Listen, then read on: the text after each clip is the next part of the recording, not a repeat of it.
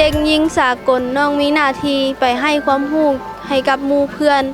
เกี่ยวกับห่างไกลไว้เจริญพันธุ์ของเด็กหญิงและเด็กชายคิดฮอดกิจกรรมสโมสรนักเรียนย้อนว่า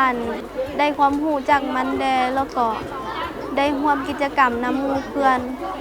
มันม่วนแดกับได้ของขวัญนำเฮ็ดให้เฮากล้าหาญว่าส่วนหลายแม่นคนเป็นประจำเดือนเนี่ย